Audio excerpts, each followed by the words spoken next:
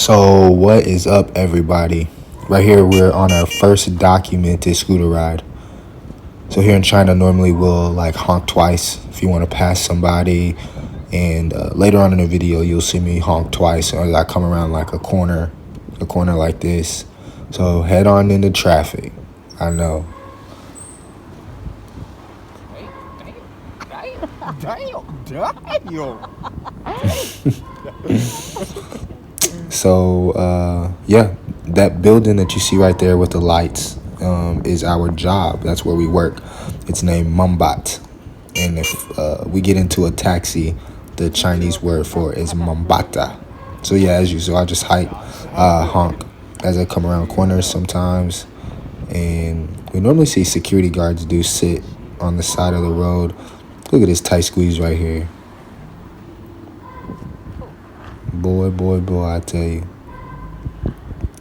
So as you see right here, we come to like looks about 5-way intersection. And as you see, like the crosswalk right there is where pedestrians and scooters go across the street.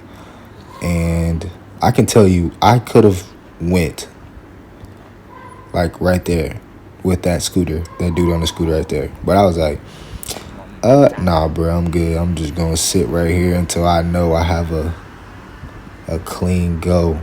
So we just sat here and we just chilled because of the confusion in the roads I am not used to.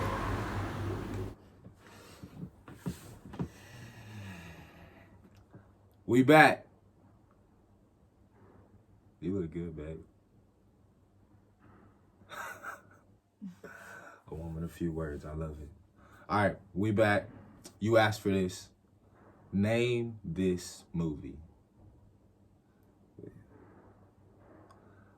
I have a dream that white people and black people and even Chinese people will band together without getting different chips. Josh Howard. Which one? 2. Intelligent. Bet. So, today's topic, you read it. What is China doing to our marriage? It's a beautiful thing that China's doing to our marriage. In all honesty, China is doing a lot of different things to our marriage that's making us optimistic. Mm-hmm. It's making us intentional. It's making us lighthearted. And what else? That's it. Mm-hmm. So the first few days we got to China, we kind of talked about it last week, like when we first got here. We did probably what a normal person or a normal couple would do over a course of like a few months. We did it in like a week. So we got to China. We met all of our employees at our job, like our coworkers. We got an apartment searching. We got cell phones. We got internet, cable, grocery shopping, literally all in a span of a week or 4 days, something like that. So a lot of people that's a lot. I don't know about y'all. I don't know how, y'all can take all that stuff. But it was a lot, especially like with the language barrier and like the people staring. I'm probably gonna preface people staring all the time. Because at first, okay, side note, sorry I'm going a little rant. At first, last week, I was like, yeah, people staring, but no, bruh. At this point, it's getting a little out of hand. Chiner. But y'all call it China. It's getting a little out of hand. Like, I'm telling you, like, kids, little bitty kids just be, like, running away from me. Like, they see me in the elevator and they like, oh, heck no, that dude big and black. And I'm like, bruh, I'm cool. You know what I'm saying? I don't got no problems. I'm going to tell them about in class. Okay. So we teach, like, 3 to 5-year-olds. Like, so I'm teaching like hello ABC. So basically just very basic English.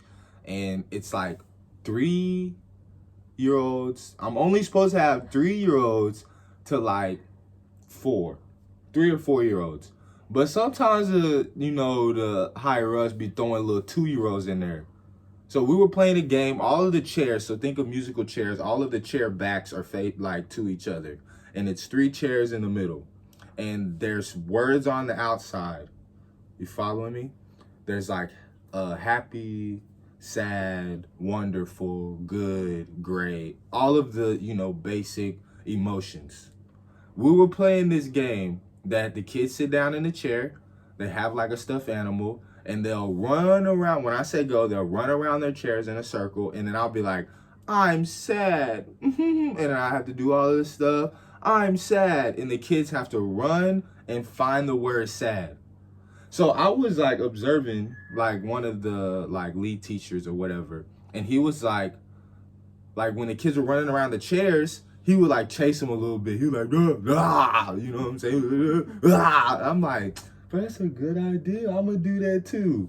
Boy, them kids got scared. Like they was like, ah. Like a girl stopped and started crying with shaking. I'm like, bruh, it ain't even that. It's not that heavy, little baby girl. Like I'm not even about to bark. Like I started barking and growling and stuff. And like, she was scared.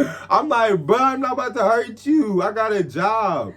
Dang. But man, I was very upset. I came back and told Samantha, was like, babe, them kids was running for their life. Like they wasn't even worried about what word I was saying. They was running for their life. I was very, very disappointed.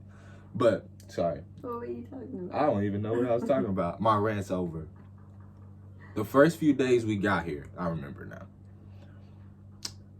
It was a lot going on. Mm-hmm. And so it was a lot of external things pulling us away from our internal focus of like each other. And so it was very difficult for us to like home back in, to like come back to home base. You know what I'm saying? Like as far as like our fundamentals of our marriage of like having good time.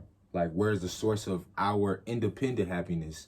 And we have to always remind each other that the source of our independent happiness is not neither one of us. It's not like I'm not responsible for Samantha's inner happiness, like inner joy. That's not my responsibility.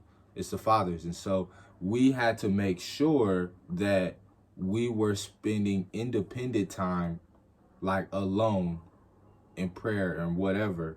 And so like it was very like during that time we were busy, and it was like difficult to like differentiate what was frustrating us, but we were just overwhelmed like with everything. Don't you think so? Yeah, I do. And so it was just like very tough for us to come back to home base. And so it was like 3 or 4 days of us just feeling off. Like we both get this feeling of like, bruh, something's not right. You know what I'm saying? Like something just feels like icky, and it's just like, it's not sitting easy with us. Mm-hmm. And so like, I was just like, babe, like we need to chop it up. Like, what's up? And so we had to sit down and have like a heart to heart about it, about like, what's up? Like, what's going on? Like, what's wrong with you? What's wrong with me? What's wrong with us? And so after that talk, it's been pretty solid. So we've had to like go back and forth about it. And yeah. So that would be us, like that was like our first few days. And so how about you tell them about how we had to be like optimistic? The reason we said that is because there's so many things that not go wrong, but are just different. Like the other day, so China doesn't do an Uber. It's called Didi. So the other day I went with a coworker to the grocery store. Steven was at the apartment.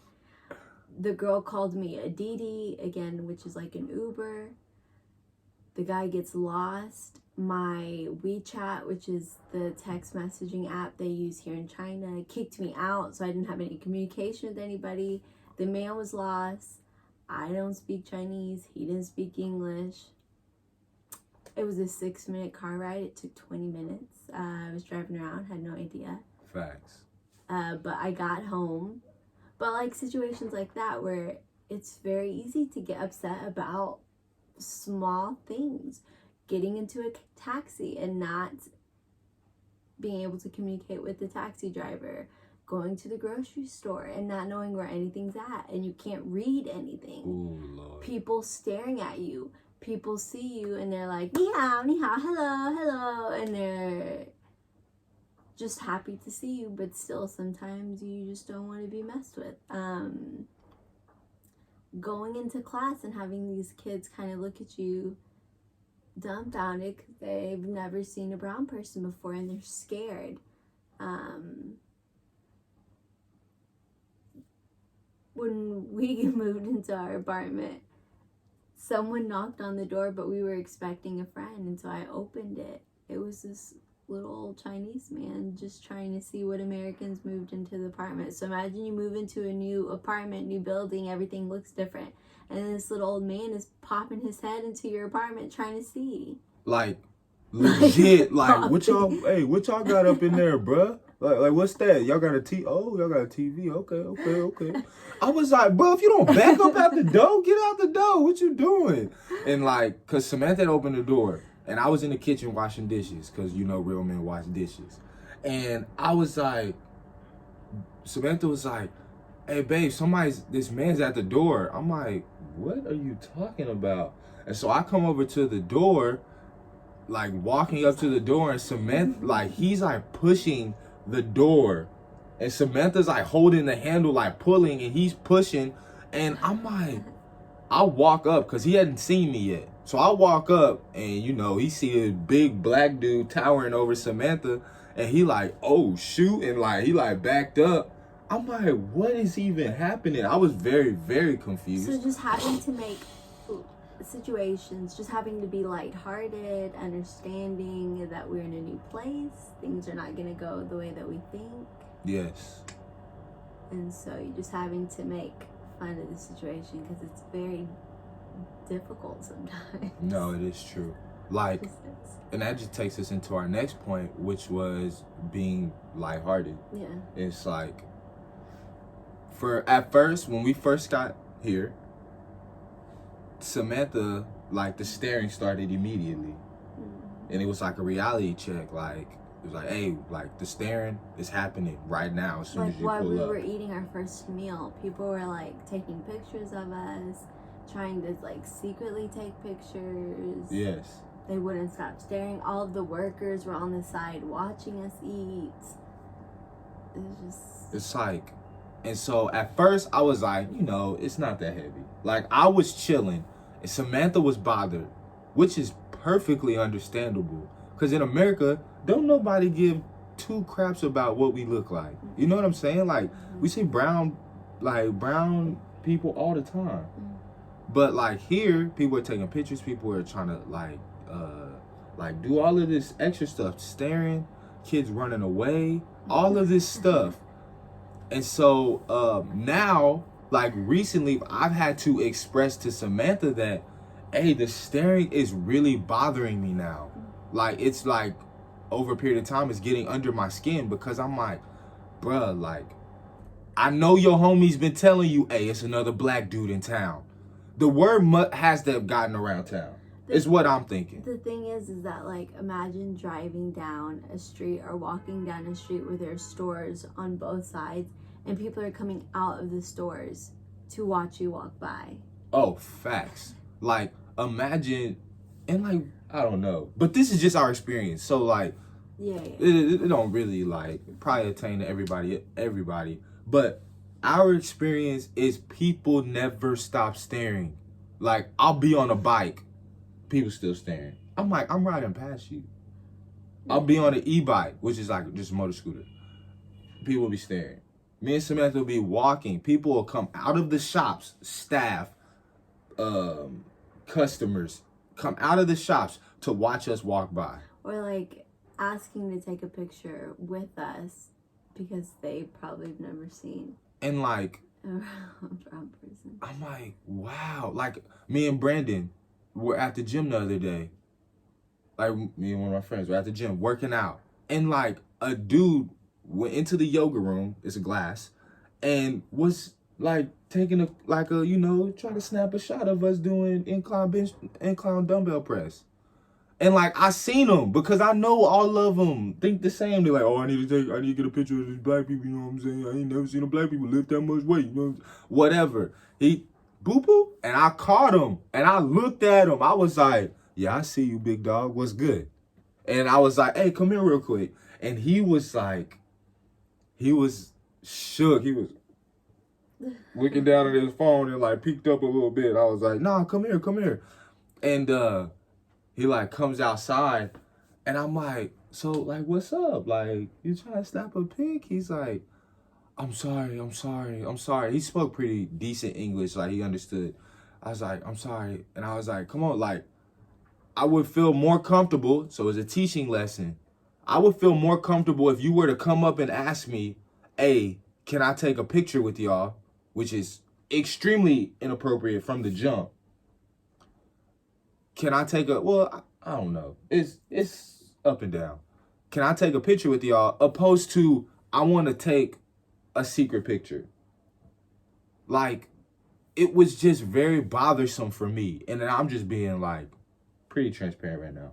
But it was just very bothersome. Like, cause I'm like, bro, like, dude, it sounds crazy. I just want to be, just want to be amongst the people. I just want to chill.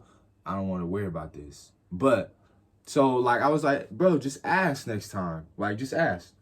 You can take a picture with us. I'm not tripping on the picture. I'm tripping on the fact that you are doing it without me knowing. That's what I'm tripping on. So, just ask. And so I was like, bro, let's all three take a picture together. We'll flex. We'll do whatever you want you to do. But just, like, use this as a teaching moment. Next time you see somebody big and brown, bro, don't try to take a secret picture. Like, let's use this opportunity now to talk to him and be nice to him. Just ask, bro. That's all I was saying. So it happens pretty often, especially at the gym. So having to learn to laugh at stuff like that, though. Yeah, you have to be very like lighthearted and take most of it with a grain of salt, because in all actuality, and this is the only time, like, this is where I understand, and I'm like, I kind of see, they have literally, like, a dude came up to me and was like, I have never seen a black person in real life before. He literally told me, he's like, you're the first one I've ever seen. That's what he said. I'm like, bro, you don't get on the internet? Like, you don't get on Instagram, Facebook? You don't see black people? But he's like, I've never seen one in person before. And I'm like, I mean, I guess, bro. Like, if I've never seen an alien before, I'm like, oh, I gotta take a picture of this alien. But that's what it feels like. Like, it's really like, what's the word? It makes me feel vulnerable. Or, like, really uncomfortable, too, though. What's the last one? That's it. So, this is only video number 2. And as you see, we are in our bedroom. Yeah. Where all the magic happens. We're married. We can say stuff like that now. But thanks, guys, for watching. We'll be back next week. Like, subscribe. It sounds weird saying that. You always see people talking about it. Like, subscribe to the page. We'll be back. And we love you guys. Peace.